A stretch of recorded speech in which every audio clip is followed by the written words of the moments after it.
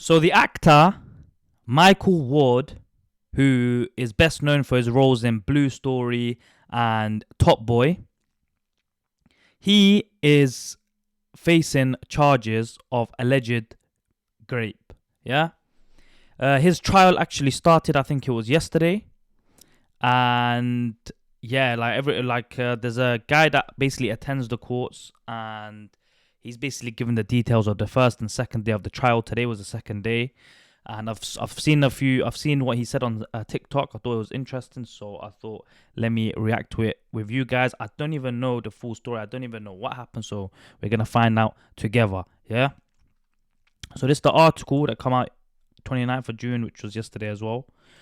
And this is Micheal Ward. If you don't know, he's a very famous English actor. And yeah, man, I'm with like guilty or not guilty, bro.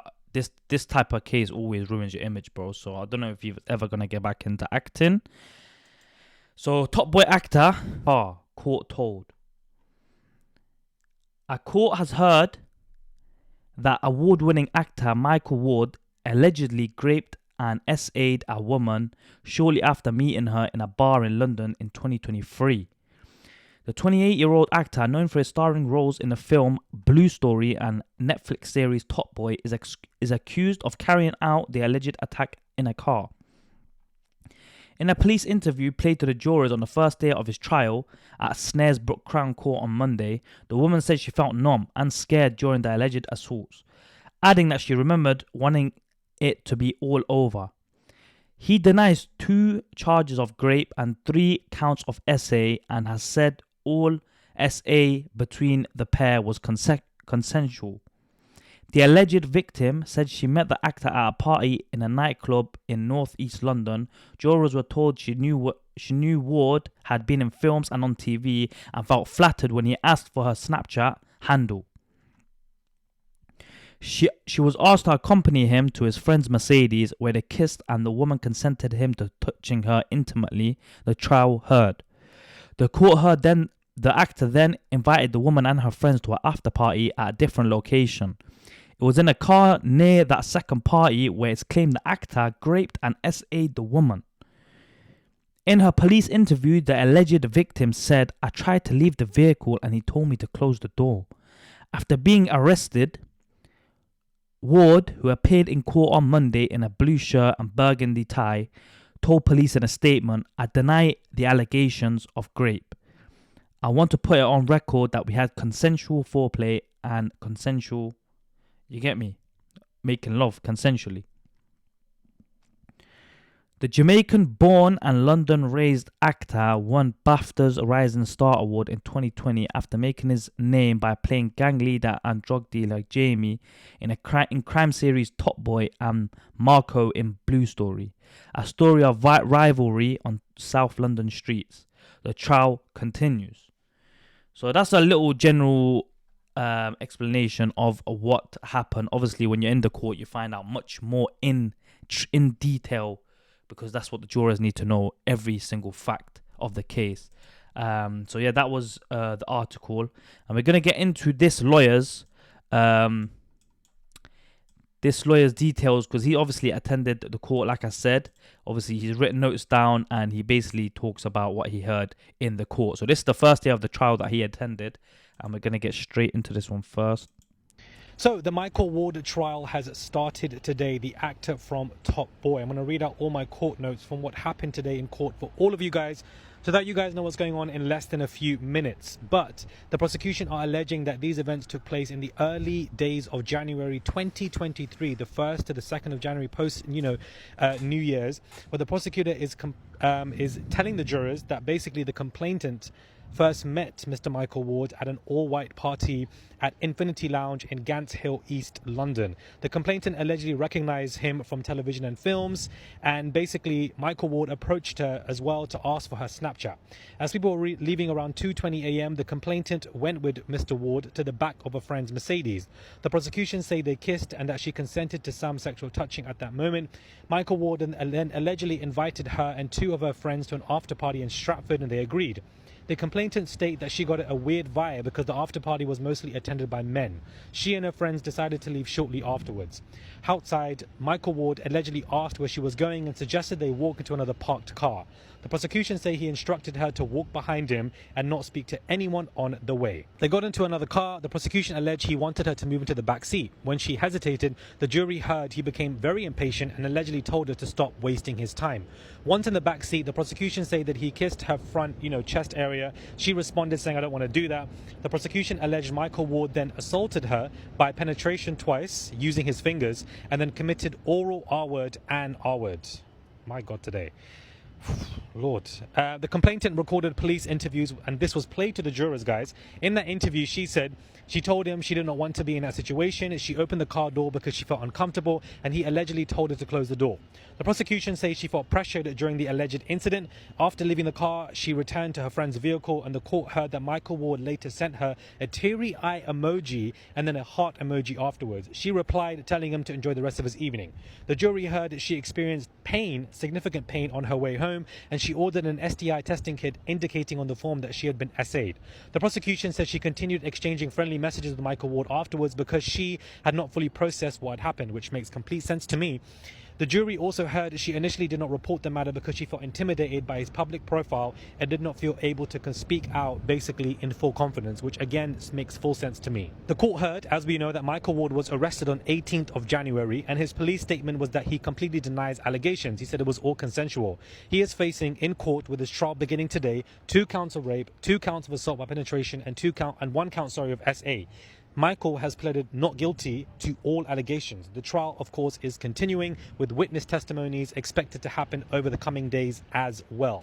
But he is presumed innocent, Micheal Ward, until proven guilty in court. But this is what Micheal Ward allegedly did. The fact that, audio recordings were played out to the jurors as well. It's going to be a very interesting trial here. He was arrested 18th of January. Events allegedly took place 1st to the 2nd of January in 2023 and we're dealing with the trial now happening in basically July 2026.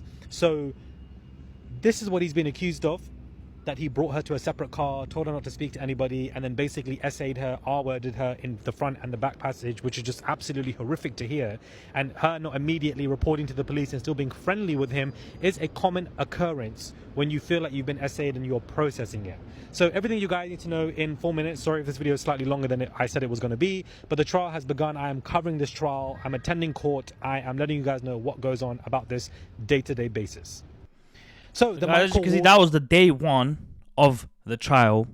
Basically, to round it up, obviously she got in the car with my man. They started kissing, and then he started kissing her chest area, and then she was like no. And then what happened after that? My man basically allegedly forcefully did some stuff in it, and obviously. When you go through stuff like that, you're not gonna process it in that moment. I think you let it happen just so it can get over with. And then she obviously went, give a few days, even messaged him like normal things, but nothing that deep.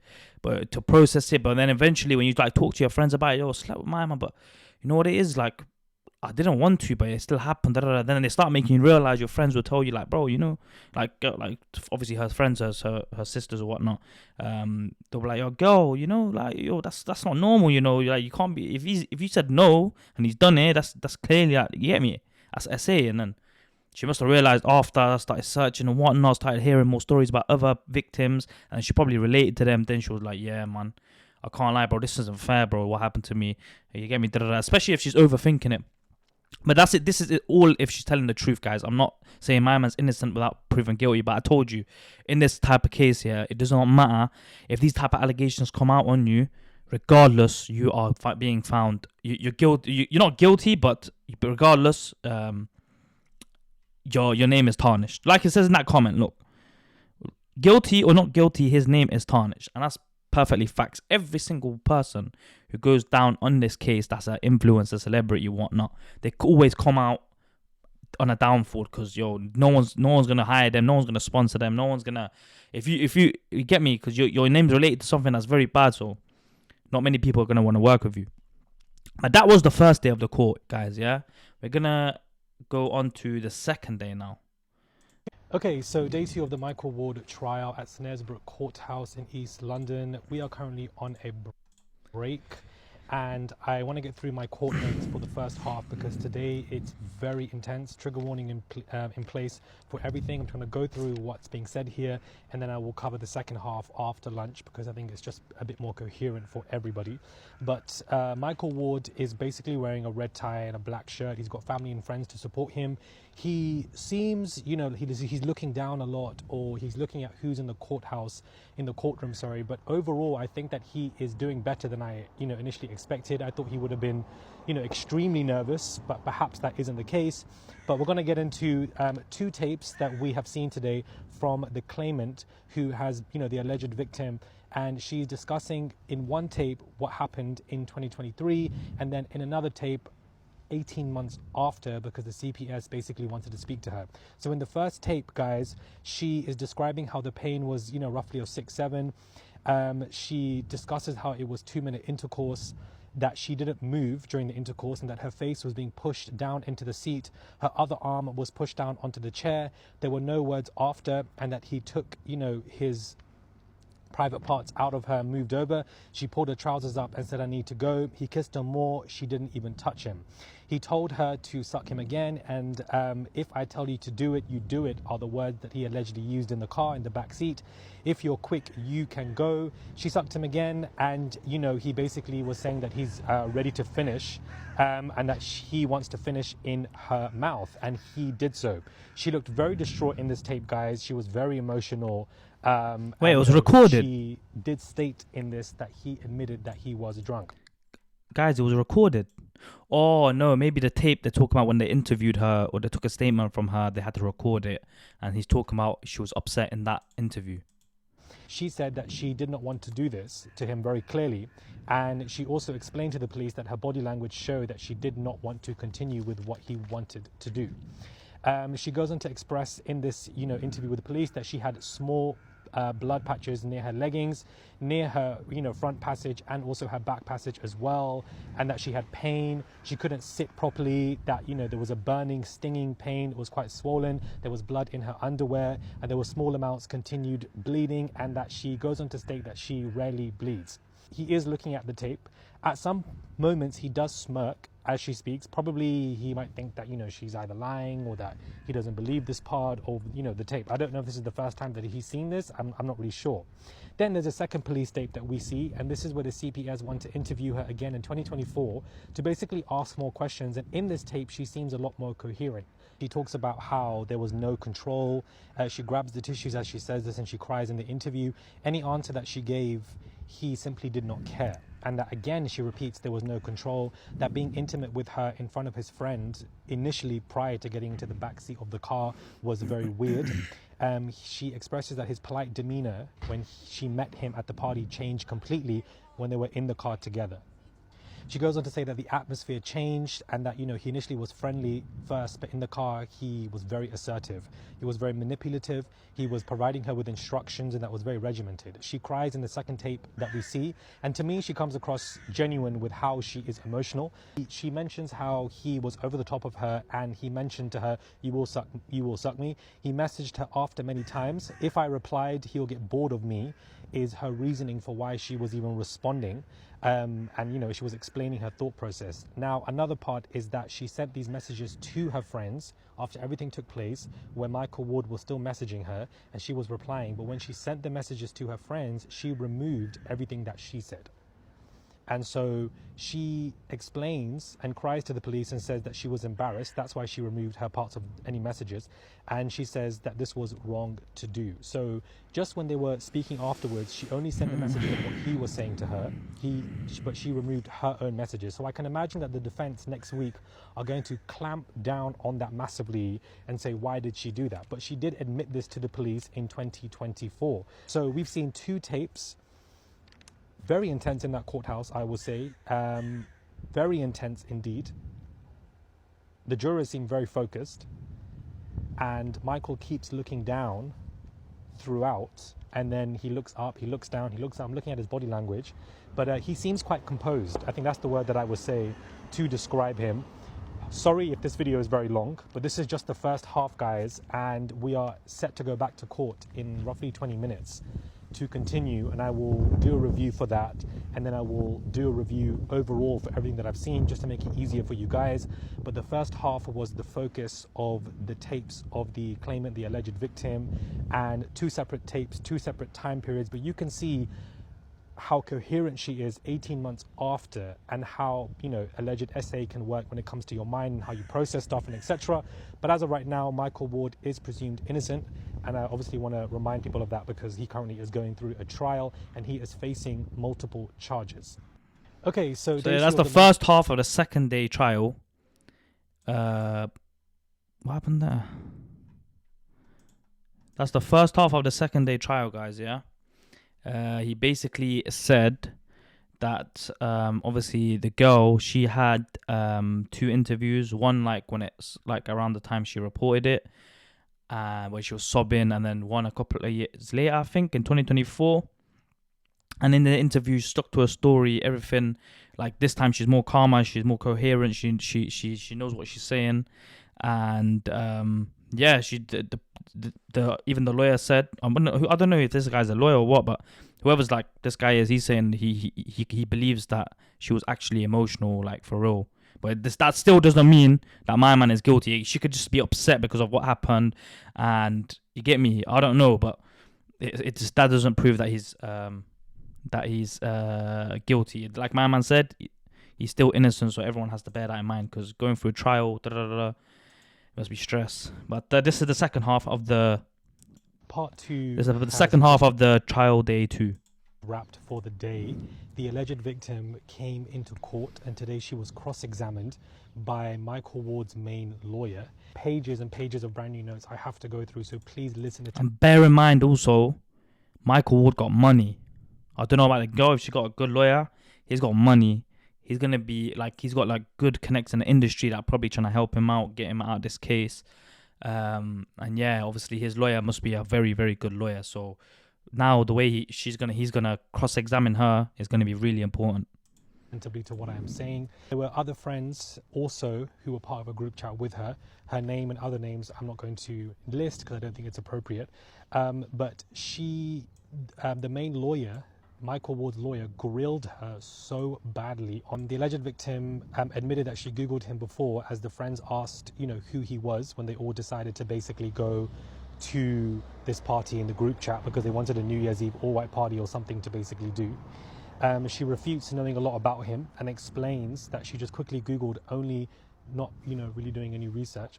The lawyers continued to grill her by asking questions and saying, well, don't you and your friends trade images of men that you basically date? The alleged victim doesn't even look at Micheal throughout the cross-examination once. She just directly looks straight to the jurors in one pose where her arms are by her side and she wants to stand. She does not want to sit. And sometimes I see her hands shaking. She's, you know, talks about how she was wearing white leggings and a crop top on the day of the event. She can't recall what time she arrived, and she can't recall if she paid entry to the event as well. She says, I can't recall to a lot. She has no memory of the duration of the journey as well, and she does not. She does recall, however, where the car was parked when they all arrived. And Micheal Ward's lawyer notes that their car that was parked was close to where Micheal Ward's car was parked as well when he arrived to the event. The lawyer is asking very probing questions, guys. Very probing questions. Didn't you know it was him when you just met him? You were happy to chat to him? She says yes. You quickly recognized him, didn't you? Was it flirty from the start? She says few words. Then the lawyer says not few words. It was a full conversation. And she says not flirty. And the lawyer says, but why give your snap if it was not flirty? This is how it was going. It was very intense. The lawyer says, snap, you must have wanted him to contact you, no? Why give him details? She says, I simply can't say. Didn't he hug you all? She says, I can't recall. This is Micheal Ward's lawyer. Then the Micheal Ward's lawyer uses her own police statement, the alleged victim statement, against her. You said flattered by him, you know, clearly showing that you were flirting. Did you ever laugh at it? And then the alleged victim says no. And the lawyer says, pleasant atmosphere. She says no. Then the lawyer says no, like in a, you know, taunting way. I was not flirty back, the alleged victim says. The lawyer says, you were flattered, no? So if you're flattered, surely you were flirting. She says, I can't recall words exchanged. You felt uncomfortable, so why not go home, says the lawyer. She wanted to be with friends. That was her response. The reality was that you were catching eyes with him throughout, wasn't it? Then, she says, I can't recall. The lawyer says, why did you message him if you were uncomfortable when you left the event? And then the lawyer continues, you're not answering, when she responds by saying anxiety. The lawyer hammers in, you're not answering, because why were you trying to meet him if you expressed that you were uncomfortable in the club? His car was close to her friend's car. Why tell him where your friend's car is parked? Why? Why, if you felt uncomfortable to the alleged victim? She admits telling where her location would be. So the alleged victim admits saying, this is where the car is parked and etc. But why would you do that if you've already expressed that you were uncomfortable with him in the club? The lawyer continues, you wanted him to come find you, didn't you? His comment at the time was odd, the alleged victim responds, and weird. All the more reason to not go meet him, no? All the more reason to not go meet him, no? Then the alleged victim says, in your opinion, and the lawyer says, no, not in my opinion. The lawyer continues, why are you going to try go to a second party if you expressed that you were uncomfortable?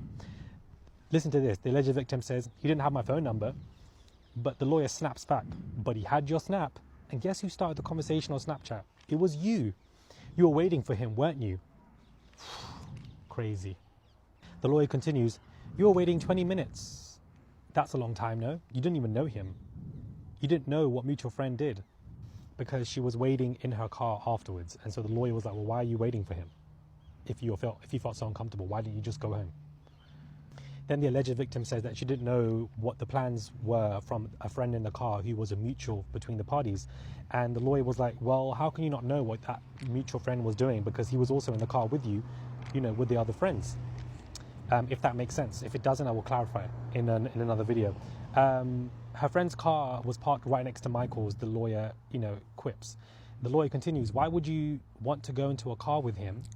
Because you just expressed that you were uncomfortable. So you were comfortable? And flirty comments were made. She responds, yes, I was happy to get in a car with him. She says, yes, now. And she doesn't recall asking for an address, but she does admit that I did find Micheal Ward attractive. The judge intervenes.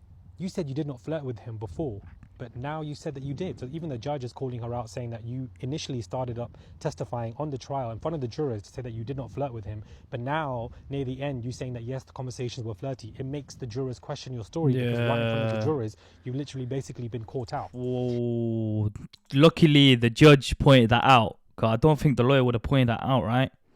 Oh, no, but the lawyer basically made it obvious to the judge, and the judge made it fully obvious. He literally pointed that out. So she, at first, claimed, she said in front of the jurors at the start, I think yesterday, that she had no flirty conversation with my man. She found him attractive, but there was no flirtation. Now she's saying, I found him attractive and we flirted, which is the reason they got in the car in the first place. You know what I mean? Like, she flirted back. Like, it wasn't just a one-sided flirt. She also, was acting like, yeah, she liked him. You know what I mean? Mad. This is good. This is crazy. Like, this lawyer, he's got proper cross-examining. That's what I told you. This is the most important part because the juror has to see it, through her. Whereas if she's just talking and no one's questioning her, then she could just be comfortable. But now the lawyer, Micheal Ward's lawyer, is putting her on in a spot. You get me? The lawyer jumps in. You've changed your account of flirtation right here in front of the jurors.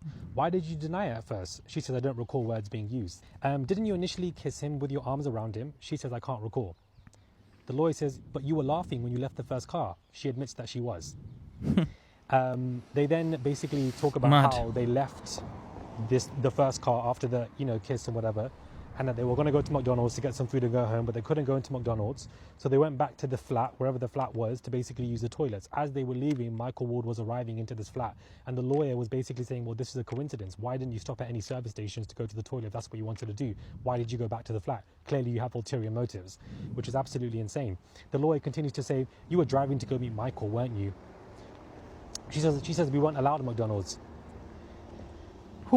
She then, rounds it up, the lawyer, and says, this alleged victim initiated contact on Snapchat, kept him informed, said that she wasn't flirtatious, but then, admitted that she was flirtatious, said that he was uncomfortable in that moment, but then went into the car with him. So why would you be uncomfortable, but then go into the car with him? Why would you then tell him where were you going to go? Why would you then wait 20 minutes outside? Crazy, guys. He's got a good lawyer, man. And this is now resuming Friday, and we might get a verdict next week. So the next 2 days are going to be off.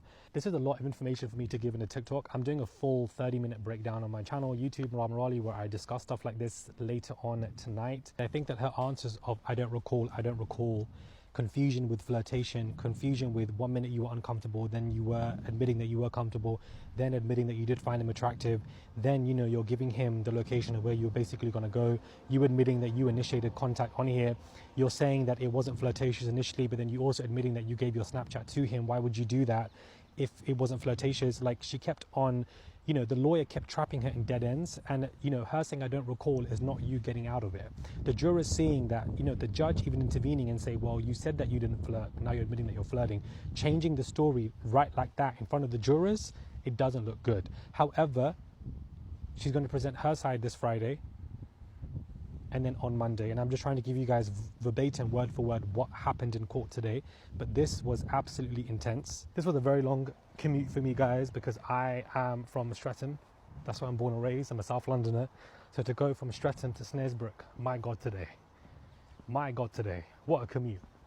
I will be doing a full 30-minute breakdown on YouTube so that you guys can know what's going on, and we will see what happens next. Part 2.